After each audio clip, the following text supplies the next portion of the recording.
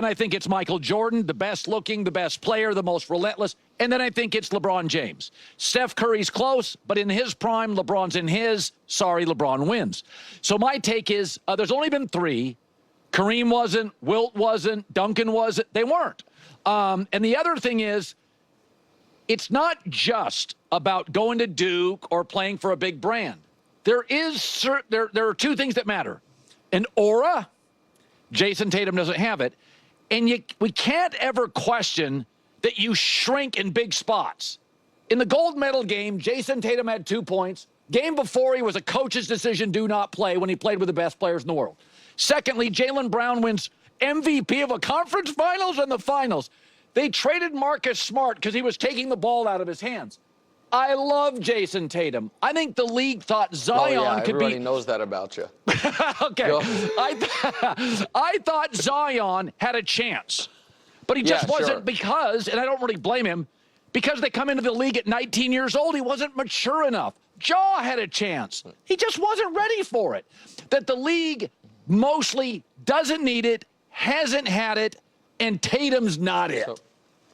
All right, so you threw a lot there. One is, can I sell you on one other face of the league in that time frame? All right. And that's the Shaq-Kobe duo. Okay.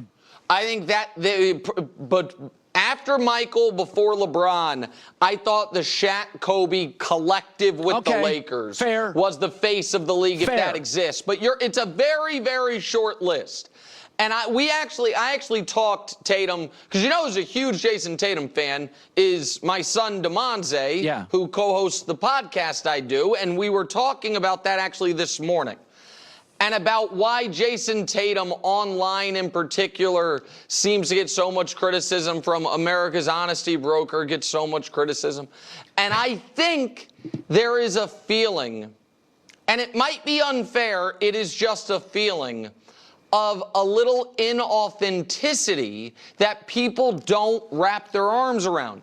It's the exact opposite feeling people get when they watch or listen to Anthony Edwards. So for good or for bad, people watch Anthony Edwards and say, you know who he's being? Anthony Edwards. You know what he's saying? Whatever's on his mind. You know what he's doing? Whatever he wants. Now, there are some maybe issues with that, but it's why people are drawn to him. Tatum, I think, for a lot of people, feels a little too pre-produced. And then there is also the factor of, and Celtics fans might not want to hear it, and he is the best player on the defending champion and a team that might win again. But to be the face of the league, you have to be eligible to be the best player in the league. Right. And Jason Tatum is not. Yeah. And people can say I'm putting a ceiling on him. Jason Tatum will never be the best player in the NBA. There is no shame to that.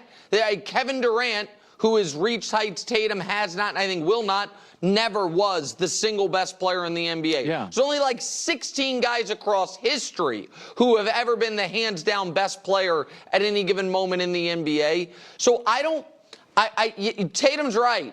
I check off all the boxes, except for the one that matters, which is what we feel like, what we know. And so, again, the Celtics probably should win another championship. And if he's a multiple-time champion, probably get a Finals MVP at some point, he's going to be first. All of the accolades, all of it.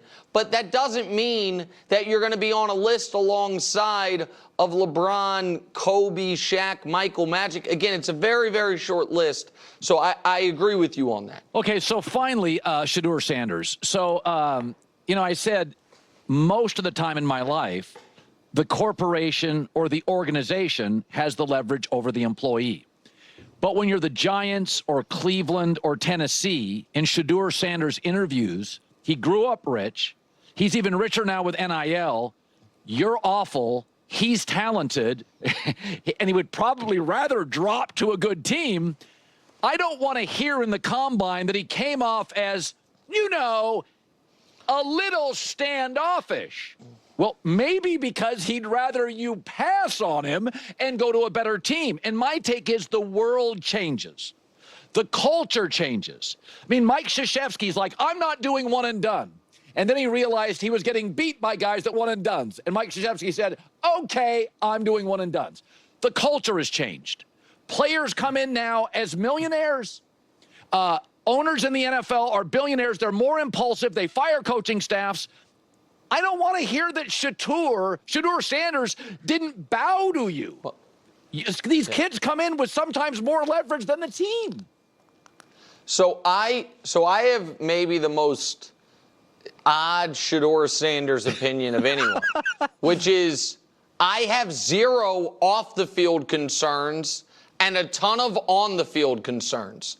So, like, all of the Shedeur Sanders conversation seems to be about Shedeur Sanders, the negative conversation is about Shedeur Sanders, the guy.